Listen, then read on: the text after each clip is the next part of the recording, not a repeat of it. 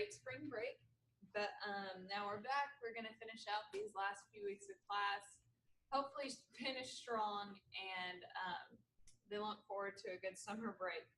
I'm Brooke Beason with Miss Rankin's American Federal Government class, Monday, Wednesday, Friday, 11 o'clock.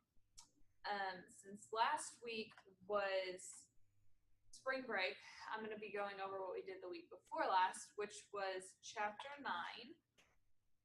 And I'm going to turn this on and we're just going to go over a few things real quick.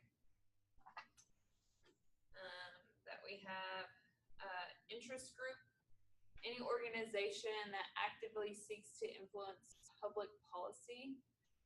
There's tons of these. Just think of literally anything. It's very self-explanatory. Any organization that actively seeks to influence public policy. Economic groups are interest groups that are organized primarily for economic reasons, but that engage in political activity in order to seek favorable policies from government. So they do two things, these two.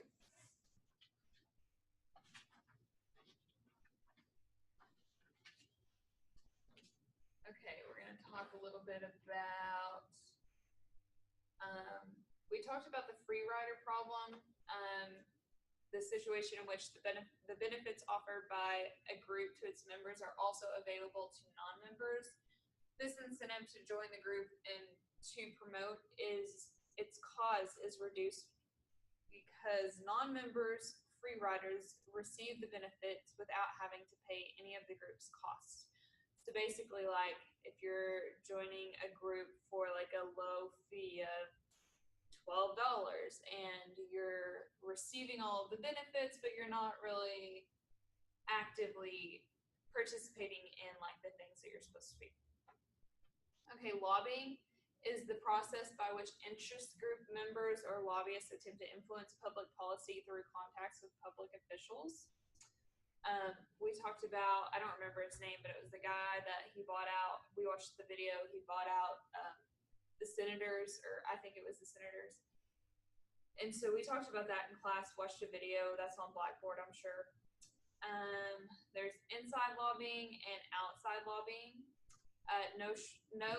The difference in those. Inside lobbying is direct communication between organized interests and policymakers, which is based on assumed value of close inside contacts with policymakers. And then outside lobbying is a form of lobbying in which an interest group seeks to use public pressure as a means of influencing officials. So inside lobbying is where they're directly with the policymakers, and then outside lobbying, they're trying to affect public opinion and public interest. So those were some of the key issues, vocabulary words that we went over last week. Also, we took a quiz, and I'm just going to read off some of the questions from the quiz from last week of chapter 9. Yes, this was chapter 9 quiz. One of the questions was the most numerous economic groups are, and the answer is business groups. One of the questions that I got wrong was a flaw in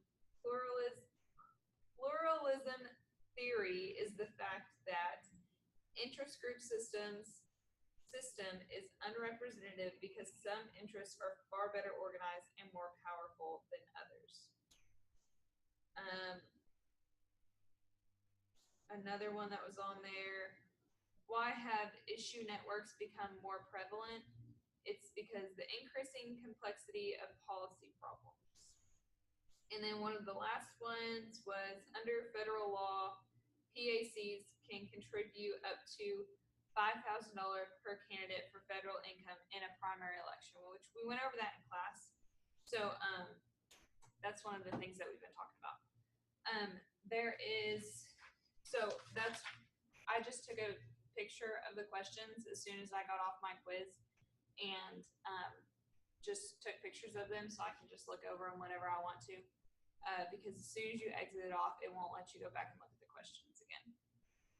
There's no chapter 10 quiz or homework due this week, so really the only thing that is coming up is next Sunday, not even this Sunday, which will be next Sunday will be the 7th is when our next homework will do, and I think it'll be over chapter 11. So just make sure to get that in and come to class and get your notes, or get your notes online. You can look at the PowerPoints online and all the videos that we watch on Blackboard. So y'all have a good week.